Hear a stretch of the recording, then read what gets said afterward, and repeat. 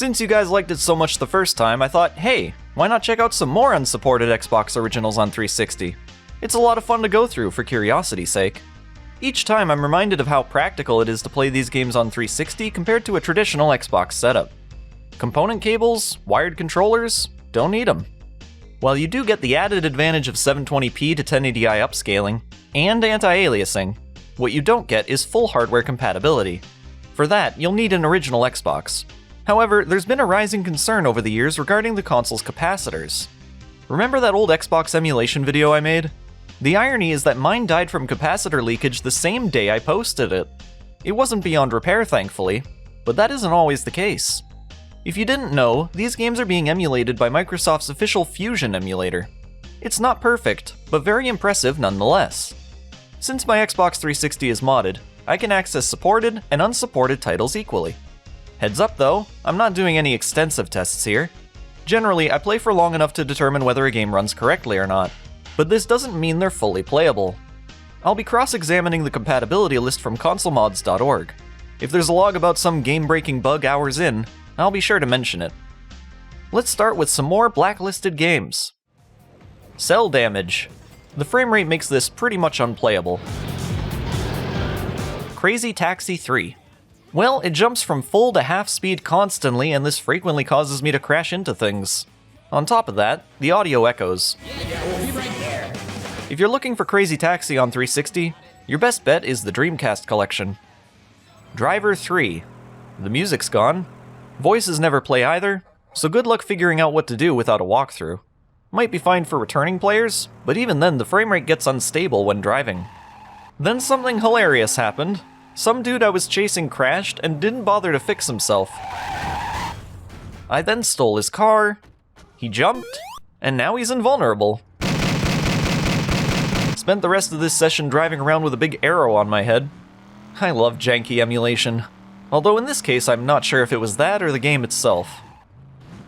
Gauntlet Dark Legacy. Constant glitching surrounds the game window, though I could ignore it pretty easily.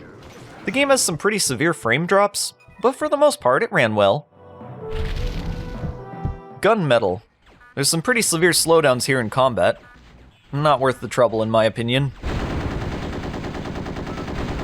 Hello Kitty Roller Rescue. Pretty weird graphical issue here. The menus and cutscenes use only a third of the screen, but the main game is unaffected. Although there are other problems.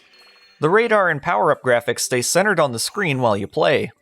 Thankfully, there's a way to fix this. Switch your Xbox 360's resolution to 480p, then relaunch the game. And now it runs flawlessly. This isn't the only game to benefit from this. Crash Nitro Kart usually runs at 30 FPS, but if you switch to 480p, it runs in 60 FPS. I tried a handful of other games in 480p, but only one of those showed much of a difference. Still, if you're having trouble with a certain game, might as well give this a try. Heroes of the Pacific. Whenever the game tried to load a 3D model, it crashed to the Xbox logo. Glitchy menus, too. Hitman 2 Silent Assassin. Crashes after the first menu. Jaws Unleashed. Quite the contrast. This one ran perfectly. Just Cause. I tried this one because the compatibility list says can't fire. That's a very unique issue. Yep, for whatever reason, pressing the right trigger does nothing. Kung Fu Chaos. Do you like scan lines? Have you ever wanted double vision? Then Kung Fu Chaos on the Xbox 360 might be for you, but probably not. Mafia. You can explore the menus, which means there's no issue loading 3D models. Alas, once the game finishes loading, you're met with a crash. Matrix Path of Neo. Promising, but that hope dissipates as the game's stuttering increases. After about a minute of this, it crashes. Tried twice, never got past the tutorial. Midnight Club 2. When booting the game, I thought it crashed due to how long it stalled on the Xbox logo. But it eventually picks up, and runs great.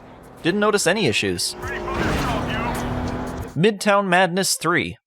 Lots of people looking forward to this one, but sadly, it crashes on launch. Painkiller Hell Wars. Crashes when you press start on the title screen. Prince of Persia: The Two Thrones. Wow, I didn't expect this to play so well.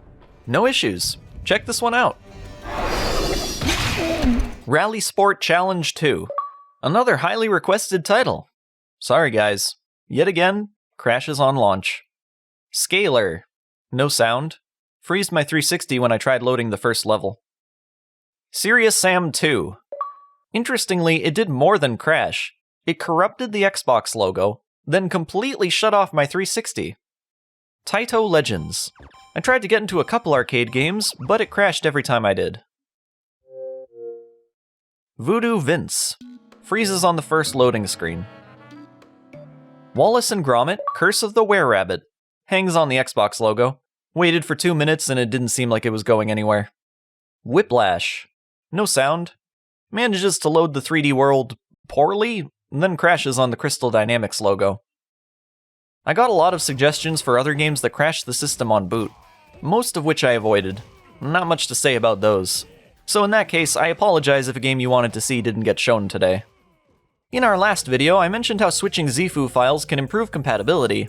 So here's how you do it. My ZFU files were found in HDDX/compatibility, although this isn't the case for everyone. Once you find those files, be sure to make a backup.